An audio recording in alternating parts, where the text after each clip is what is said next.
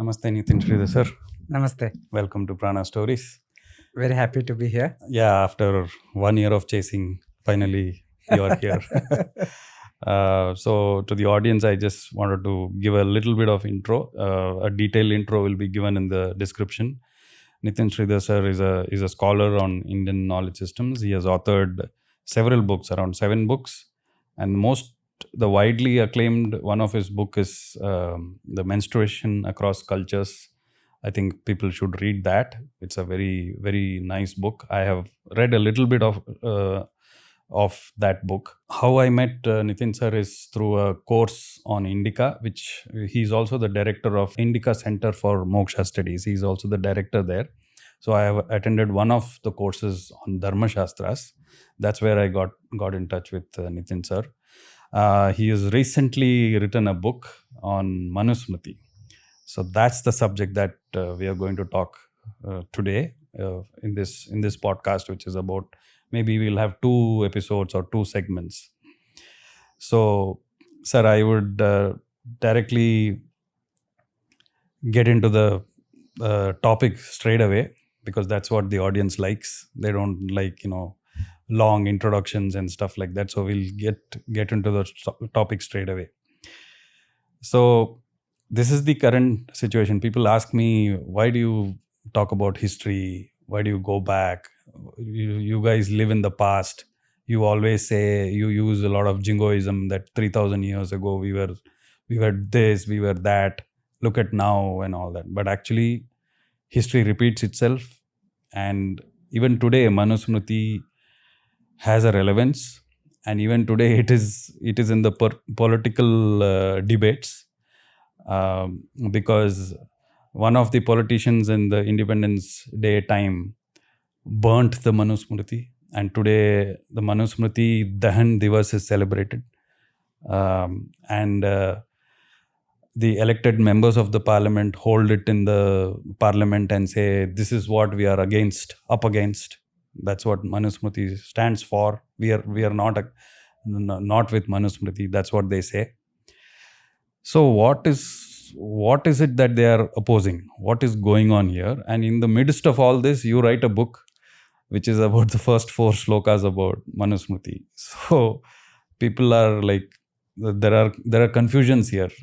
People are saying we oppose, and then there is someone who is writing a book on that. There are many people obviously writing. So yeah, take it away, sir. Whatever. Very unique way to start a podcast. Yeah. Very interesting question. I think if we have to look it in some way, the very fact that Manusmriti is still controversial today, that a simple mention of the name as a suggested reading in a Delhi University book created a lot of controversy, or how you say mention in the parliament and all. Yeah. It shows that all publicity is good publicity. So Manusmriti is, in the sense, even today relevant. Yeah. It is at least being kept relevant by those who are against or those who are speaking against the text and against what they perceive as being promoted in the text, or what they perceive is a representative of Hindu Dharma. So in this sense, it's ironical in some way that for the detractors who are celebrating the burning day and all those things, or abusing, they are in a sense ensuring that the Manusmriti is still available, is still there for any sincere seeker who wants to explore it, to make a beginning. Because otherwise the greatest opposition would be to one through ignoring. So once you ignore it, once you stop engaging it, the text, just they go away. So right. So unless you engage with the text, and unless you engage with an idea, that idea never dies, because idea will be eternal. But unless you engage with the idea will be dormant. Just like we have a Greek civilization, Roman civilization, there are no living practitioners. So they are dead civilization. The ideas are there, but there are no living practitioners. Whatever academics do, they still do it as an outsider. So those ideas are there, but they are dormant. even today. So just like that, unless you kind of creating a controversy out of Manusmriti, I see it in a sense as an opportunity to have a meaningful engagement with the text. What I see is those who abuse, those who burn, and those who criticize, most of them do so with a very bare minimum knowledge of Manusmriti. Yeah. Probably they have not even read one line, maybe. Yes, they might have at best come across some cherry-picked verses on the internet. Some of them might have studied also a bit. Some of them might have read in a translation. A quick reading of a Shastra text, even if you say you are read it cover to cover, it still is not considered a careful reading. Because any field of knowledge requires one to put in effort, put in time, patience, and years of engagement. And that is more so with the Shastriya literature. But even otherwise, say for example, you take mathematicians or physicians, not physicians in the doctor sense, the physics, the pure science people, they always, especially the theoretical physicists and all, they engage with these ideas throughout their life. So they take any physics theories, string theory, quantum physics, or whatever it is. Those who are in that, doing that purely, they do it, they dedicate for their a lot whole of life. years. Yeah. Right? They engage with the same ideas, think through it, work on that. So the same is the approach for our Shastras. Not just Manusmriti, not just Dharmashastra, but any of the Shastra. Take the Vedas, take the Itihasa Puranas, take the Smriti Shastras, Kama Shastra, Natya Shastra, whatever it is. We all know dance is a lifelong commitment. It is not that you learn 10 moves and you record a video for an Instagram reel and you become a dancer, right? It is not that. They are merely, what should I say, Nitya Bhasa. It is merely a semblance of dance. A real dancer is one who commits fully. That's a sadhana. The same thing with this text. Even to blame it, brand it, color it black, you have to have that level of engagement to begin with. Then that idea or that opinion has weightage, irrespective of political whatever that is happening today. That is a different issue. Now my interest, why I wrote this book, or suddenly, as you mentioned, out came this book. So I mean, it is not really sudden. I mean, maybe 10-12 years back, I was not much aware about Manusmriti myself, in the sense that I might have heard the name, but I was more focused on Vedanta. And most people today focus on Darshana texts, that is, Vedanta, Sankhya, philosophical texts. And the Dharmashastras have been ignored for a long time. But when I was researching for my book on menstruation and introspecting and interrogating the question, does Hindu Dharma really degrade menstruating women or look down upon menstruation? Then I wanted to started researching on this. What does the Hindu text say? Then the most prominent texts that I found out which speak about this topic again and again throughout the ages are the Dharmashastra texts, the Smriti Shastras and other the derivative texts on dharma. So then I realized that a very important aspect of our life, namely our conduct, our achara, and the socio-cultural aspect of our society, these subject matters are dealt with in the Dharmashastra, which we have been ignoring. So consequently, the result has been such that we have been copy-pasting, imitating the West and Western values, Western system. Any issue today, there is a discussion on abortion, or there is a discussion on age of marriage. You are importing the same arguments from the West without even giving it a thought. Right. So, but our Shastras, the Dharmashastras, have a lot of material to make us think in a different direction. So this is what I realized, and then I thought more I read Manusmriti, more I realized that there is a lot of misconceptions, there is a lot of deliberate propaganda, deliberate narratives. Consider this simple fact: the Manusmriti has more than 2,650 verses. Let us take, for argument's sake, that those who have a problem with certain verses, be it against women, so-called against women, being what is perceived as against certain communities and all. Let us take, for argument's sake, that they are true, that these verses are problematic. But out of 2,650 verses, how many problematic verses will you find? 10, 20, 50, 100, 200, 300, 500 at best. It is not more than 50, 60 verses. But even if we take as a 500, what about the rest of the 2,000 verses? Correct. But if you say that the whole worldview of Manusmriti is problematic, then the same worldview is there in the Mahabharata, the same worldview is there in the Ramayana, and all the Puranas, Vedas itself, the Upanishads itself. So then we have to simply say that all Hindu texts are problematic. Let us stop being Hindus. Let us become a new. Let us have a new identity. Perhaps we can become a Christian or convert into or some new religion of secularism. Let us be honest about it. Let us say that we have a problem with this worldview as a whole. Probably that's what they want. Yeah.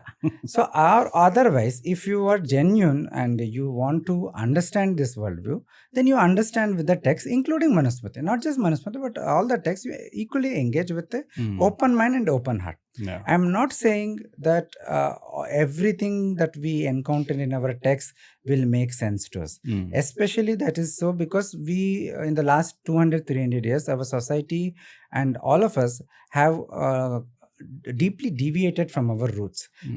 Some of it was forced, like colonialism and etc. Some were a product of destruction of our indigenous education system, and many was pure choice that we made, choosing say materialistic progress over over our ritualistic duties or our affinity to traditions. We made a choice to give up those traditions, give those knowledge systems. So now down the line, 1 or 2 generations later, we today don't find any connection to our own roots. We find it difficult. We find them alien. When you read the text such as Manusmriti, many of the verses appear problematic. I'm not saying there are no problematic verses, but at least the reason I have found many of them are problematic because we could not relate to it. Correct. We find it alien. We don't have the what should I say? We don't have the needed framework in our mind to analyze these texts in their correct situation, correct interest or context. Yeah. So we are superimposing our own context onto these texts. Say when people say that Manu is anti women and quote Nastri Swatantram Arhati, women do not have independence, it's a literal translation. But problem is, do we have context of what this independence or Swatantra is in the text and not what we are superimposing? Because we believe by independence, I should have autonomy to do my job. Women should be given empowered to do a job, to financially independent, and many other such ideas to do whatever we want to do and all.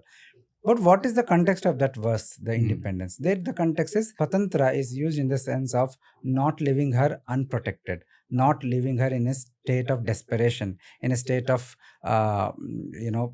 facing trouble and devastation without anybody caring for such a situation. It says that a woman who does not have any family members, the Dharmashastra says, it is a duty of a king to provide for them, to ensure that, facilitate that they can earn a livelihood and they can live without any form of harassment. Okay.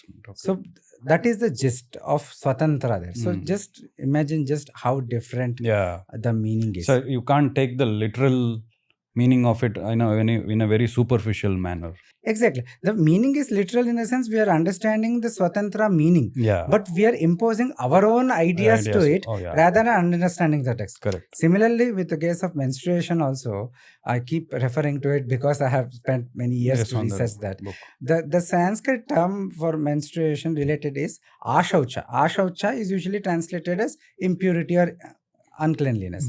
But the term impurity in English has a lot of this Christian baggage, theological baggage, wherein this impurity gives a sense of sinfulness. There is a moral judgment there. But we do not have such moral judgment here. Yeah. Here it is merely a description of a ritual state of a person that she is in a heightened condition of rajas. Rajoguna is there, and if you want to do a puja, etc., then your rajas has to be under control. You have to be sattva pradhana. But at that time, the nature of the body, the biological process is such that there is rajoguna pradhana. And this is called as ashaucha in the sense that certain activities are not suitable for her. It is not good for her health, and she is also not suitable to perform certain actions. Medically fit or bodily fit. Bodily, mentally, ritualistically fit in the context of rituals. So that is why don't go to temples has come during menstruation, because it will not be beneficial for her going to temple. So that is as simple as that. Similarly, there are a lot of Ayurvedic medical reasons also. So all this come together, use the term ashaucha, which we can translate it as an impurity, but we have to understand that underpinning theological basis of this ritual impurity in Indian context, in a Hindu context.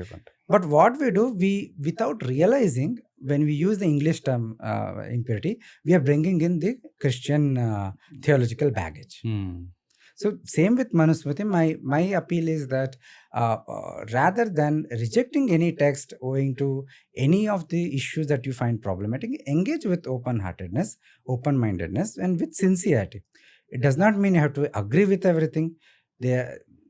Nobody agrees with everything. Even the Bhagavad Gita, which we all Hindus at least agree that it is non-controversial and all.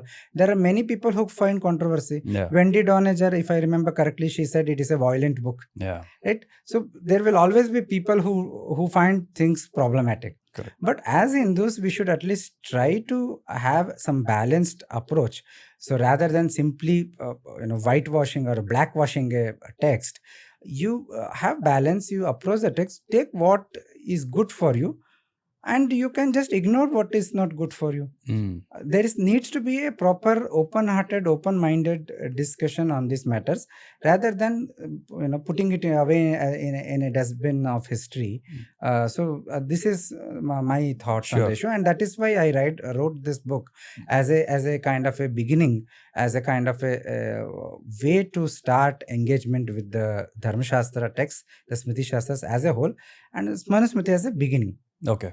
So, sir, just to get to a specifics of the thing, you spoke about the women, the ashaucha, the words are, kind of manipulated or not understood well. So this prominent politician of the yesteryear, I'm speaking, who burnt it, was talking about the oppressed class or the castes which were there, right? So what is it about them that is there in that? What is the oppression that he was talking about? See, as I mentioned, we have this notion of superimposing what we see around us onto the text that we perceive as the cause of the event.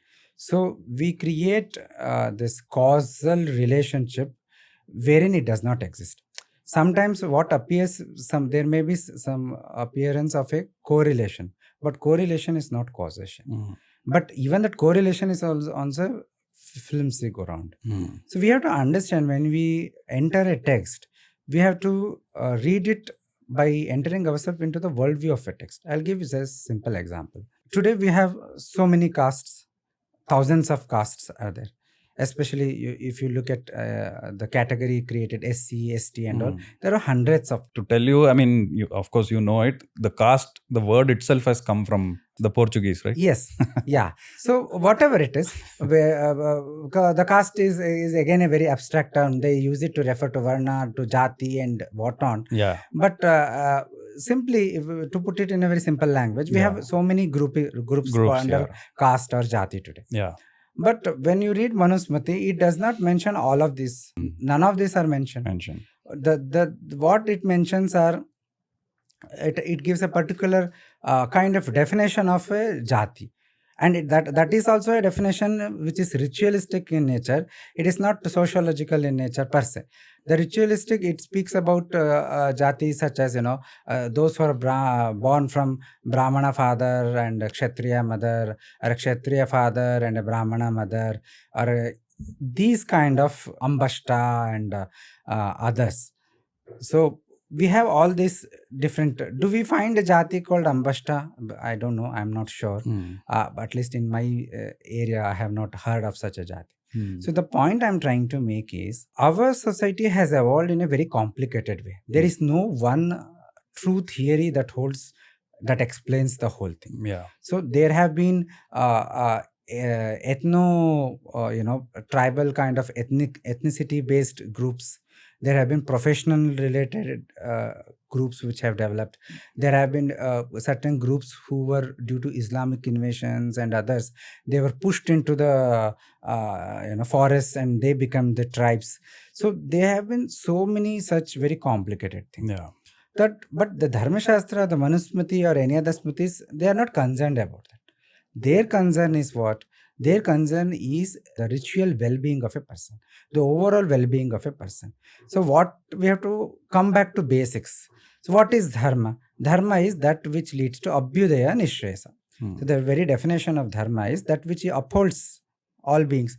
How does it do upholding? So Vaisheshika Sutra se yato abhyudaya nishreyasa siddhihi. That which results in accomplishment of abhyudaya nishreyasa.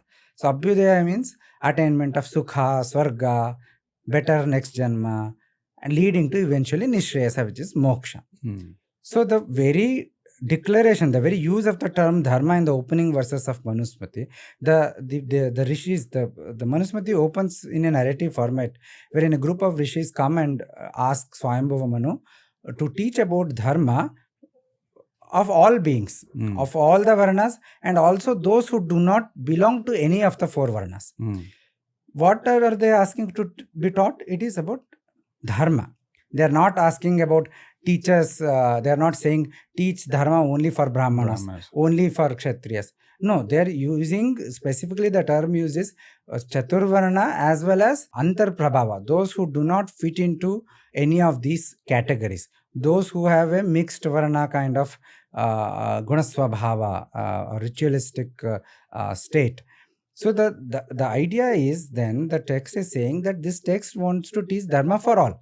It's not asking for teach me about kama, teach me about artha, or teach me about how to get political power, teach me about how to become economically strong, or teach me about how to gain social status. None of them. It is purely about dharma. That means well-being. Yeah. And there it includes everybody. So if you see it from that is what I have dealt in the book also. The first 4 verses deals with this. So this vision is very important to interpret the rest of the text. So the vision of the Manusmriti, therefore, is to give a path through which everybody, so people are different, so there cannot be one single path for everybody. But there has to be paths for everybody through which they can attain the same goal, which is moksha, abhyudaya nishreyasa, swarga and moksha. So the Manusmriti's job is to tell you those paths. So Varna Dharma, Ashrama Dharma, they are one way of doing that. But they are not the only way of doing it. People have this misconception that exclusion from a particular path of dharma means you're removing that person, completely isolating him. It is not so. Nobody is isolated or removed from dharma. Nobody is excluded from dharma. Everybody is included in dharma. That shows in the very 4 verses. Okay.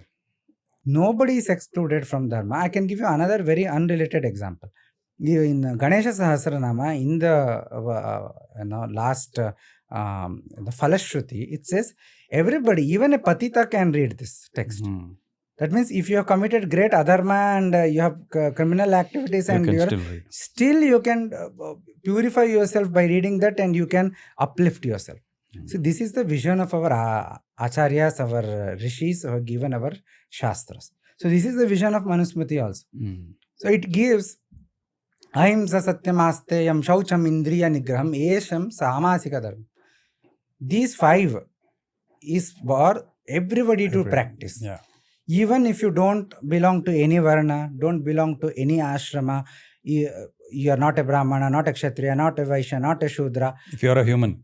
If you are a human, you can still practice this. Ahimsa satyam asteya shaucham indriya. Non-violence, cleanliness. Ahimsa is non-violence, satya is truthfulness, asteya is not appropriating what does not belong to you, or not stealing what does not belong to you. And shaucha is purity, internal, external, all kinds of purity. Indriya nigraha is control of the senses. Yes. Right? 5 things. 5 things. Yeah. And this different texts expand this into 32 things. Like in the Bhagavad Purana, the same Samanya Dharma, it includes daya and many things. Yeah. Bhakti is another element. I'll give you another interesting tidbit. In Brahmasutra Bhashya, Bhagavan Shankaracharya, there is a discussion about importance of ashrama dharma for pursuing moksha. And the question arises, so if since ashrama dharma is so important, then does it mean those who do not belong to any ashrama, they cannot pursue moksha? Right. Like we have, for example, Ganikas, the courtesans, the prostitutes. They are outside of Grihastha ashrama, right? They are not married. Even if they are married, in their case, the marriage is a transactional phenomenon, not a Vaidika Grihastha ashrama. Right. So, or somebody whose wife has died, a spouse has died. So he is no longer a Grihastha, but he cannot take sannyasa because he does not have vairagya. What about him? Or somebody who does not marry at all. There are many people today, they are not married, but they are not even practicing brahmacharya. Right? So what about all these things? Correct. Right? Ashrama, they don't have any ashrama. So Shankaracharya says, in fact, Badarana himself says, they have special methods to pursue moksha, to pursue Bhagavan. And what is the pramana that Shankaracharya gives here? He gives the pramana of Manusmriti. He quotes from Manusmriti how japa is the most superior path of all paths, and whether he quotes a verse which says whether one is able to do other karmas or not, other dharmic activities or not, other dharmic methods or not, one should definitely do japa. So everybody can do japa. You just need a initiation from a proper guru, and then you go on with this. There is similarly Pancha Mahayajnas that everybody can do. Feeding guests, feeding cows and other animals, dogs, etc. Feeding guests, feeding food, giving naivedya to Bhagavan, to your Pitrus. So the same Manusmriti which is said to exclude people, it is actually giving different methods. It is not, it may be excluding somebody from a particular practice, but is including them in the whole confines of dharma. There is a very explicit verse in Manusmriti which says, those who are not dvijas, that is those who are not Brahmana, Kshatriya, Vaishya, that is those who do not have adhikara for Veda, Dhyana and all. So that is the prickling point. They are excluded from it. Correct. For them, the rest of the practices that the dvijas have been given for them, where the mantra chanting is not there, those practices can be adopted by anybody and everybody. Like yesterday I gave a lecture in Sringeri Shankaramata in Malleshwaram branch on the topic Manusmriti's wisdom for everyday living. So there I spoke about dining etiquette, good habits. All of them, many of them have been spoken in the context of a brahmachari or in the context of a Brahmana Grihastha. But the teachings are such that it is universally applicable. Say, there is a verse on food. It says that food has to be worshipped as a devata and it should always be respected. If you respect the food and eat it, it will give you strength, vigor and everything. But if you disrespect it, then you will not be able to digest it. That is, it will not give you the strength, etc. It is not something only for Brahmana. Correct. It given in that context, but it is universally applicable. Yeah. Right? So we have to understand. So when we speak about caste or any, see, it is definitely true that historically anywhere across the world, there will always be communities which come to power, they misuse the power, they oppress others. Yes. Even today we see in many villages and every other place, there are always caste related violence and all, and many of the cases you will see it is one community of what is called as scheduled caste doing this discrimination on another community, or what OBCs are doing among themselves, or another SC ST. You cannot blame Manusmriti for that. Yeah. Manusmriti has no conception of OBC. Correct. Has no conception of SC or ST. Right? It has a certain categories. It has a certain. It gives. Again, there is a lack of understanding of how to approach this text. There are verses which speaks about ninda. So, this is not bad, they are bad. But the contextually, it has to be taken as from certain perspective, like we can say that purely from the perspective of money, the businessman is superior. Superior, yes. Those who are poor is inferior. So now this inferiority, superiority, it's a relative thing. Correct. And it need not be even looking down upon those who have less money. Sure. In fact, Manusmriti very clearly, explicitly says, one should never insult others. And in the examples it gives, it includes handicapped people or anybody who is incapable, and including those who are perceived to be from so-called low caste, low jati. It says, never abuse them, never insult them. That is great papa. Yeah. It says that it even asks the king to, give punishments if you are doing such form of abuse. Yeah. So what the commentators clearly say, if you are perceiving somebody, see, human mind is like that. We always make this distinction. He is big, he is small, kind of thing. Yeah. So you keep it into your mind. You should not cause hurt to somebody else. And there are two ways, Medhatiti says. You either, to a poor person, I'm giving this example, it could be somebody who is seen as a poor caste also, right? Yeah. Doesn't matter. Poor person or somebody without any... Economically poor. Economically poor, socially poor, however you see it, culturally poor or educationally poor, somebody uneducated. You should not go and tell them, oh, what a big rich person you are, or what a learned person you are. That is kind of a sarcastic comment, is also considered as insult. And you should not also go and tell them, oh, you poor people, oh, you poor person, come here. You should not do such kind of activities. This is written in Manusmriti. And its commentaries. So what does it show? Today, is it not correct? Correct me if I am wrong. That SC/ST Act says that such form of it prohibits this form of public insult. Right. So we can say that the idea that is expressed in SC/ST Act can be traced back to Manusmriti, because it clearly says that you should not just related to caste, but related to if one is a physically handicapped person. The idea is any form of perceived disadvantage in as far as Vyavaharika is concerned, transactional. There is no absolute disadvantage. Everybody is Atma ultimately, right? Yeah. So we have to have this nuanced understanding. Right. So then even those so-called problematic parts, then we can understand them in proper context. Right. Whether we need to accept it, whether we need to implement it is not a question. Yeah. Manusmriti was never like a constitution or a IPC law. Yeah. Or any of the Smritis. They are textbooks. They are Pramana Shastras. So Pramana Shastra means their purpose is to reveal knowledge. How we use that knowledge, how we apply it, how we contextualize it, it is up to us. It is our responsibility.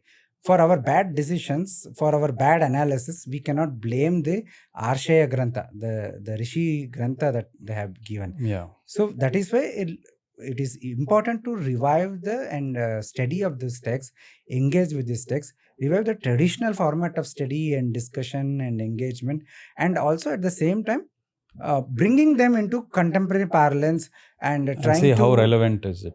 No, not see how they are relevant, because dharma is always relevant. Yeah. Because if you want sukha, swarga, moksha, you have to practice dharma even 1000 years later. Yeah. But to see how their teachings can be used to address today's issue. Correct. Yeah. How to apply those teachings in today's situation to address today's issues, burning issues, non-burning issue, short-term issues, long-term issues.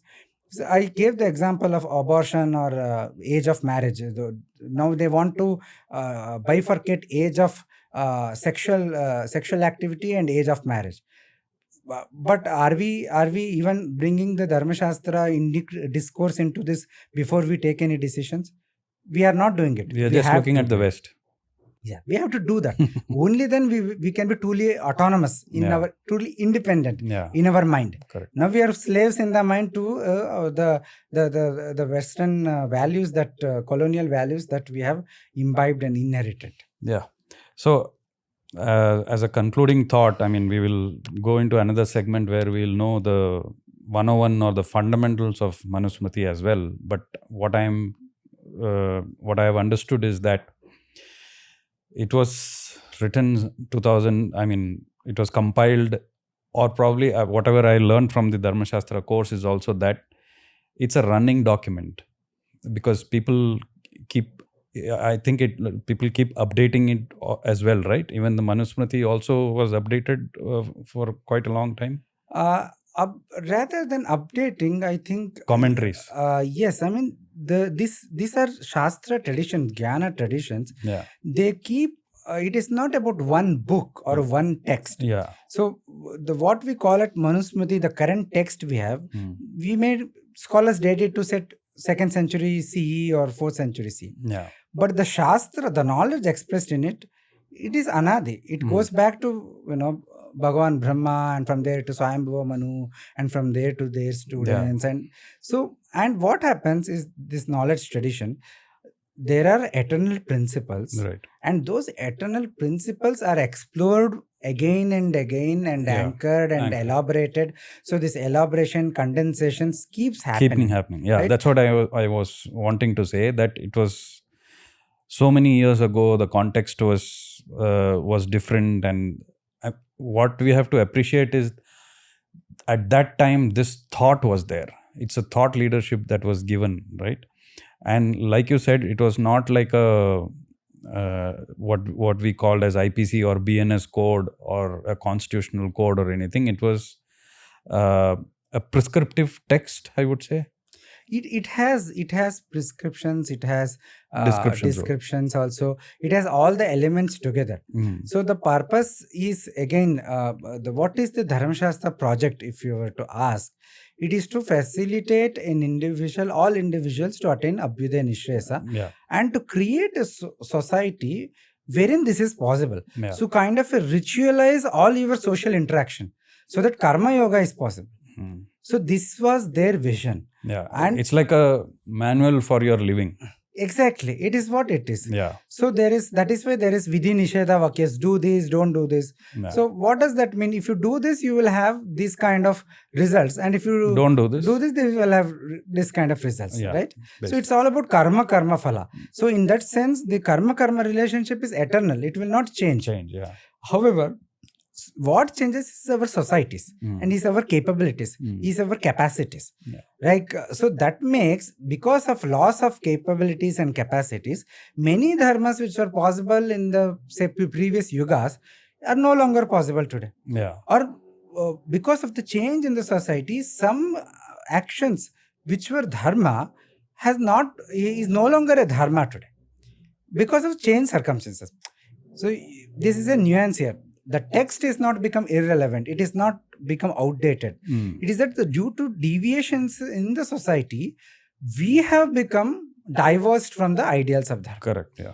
But dharma is still relevant because we still want to attain moksha, we still want to attain swarga, we still want happiness, well-being. Yeah. So then what is the solution? Then you engage with the text, take what is relevant to you, what is necessary, what is useful to your situation, and practice it. Bhagavan Krishna says, practicing little bit of dharma gives you great benefit. Mm. And you have to do that only. Just like, I think, is it a swan which plucks the milk out of water? It separates the milk and water, right? Mm. Hamsa, Mm. it is the Hamsa is the symbol of Sanatan Dharma. Yeah. So it has that ability to Viveka to pluck the good out of unnecessary. Yeah, the discernment between what is needed, what is necessary, what is not needed, or what is applicable. And today's world, the discernment needed to what is real and what is fake. Exactly. So the same applies here also. Instead of trying to whitewash the text, trying to force fit the text into our contemporary values, that is not helpful. Because if our worldview is derived from the Western Enlightenment values and all, then we will continue with that. Even if you force fit the text, then you are not helping yourself. Yeah. Instead of doing that, understand the Shastriya worldview, Shastriya teachings, and then contextualize those teachings to address contemporary realities, challenges. Yeah. And slowly our goal is to orient ourselves, anchor ourselves in Dharma, in Dharmika vision of life. Not to twist and distort Dharma to suit our contemporary or modern Western vision of life. Understood. So this is the nuance we have to consider. Sure, sir. So thank you so much for this. We'll go into the next segment of understanding the basics of Manusmriti. Thank you so much, sir. Thank you.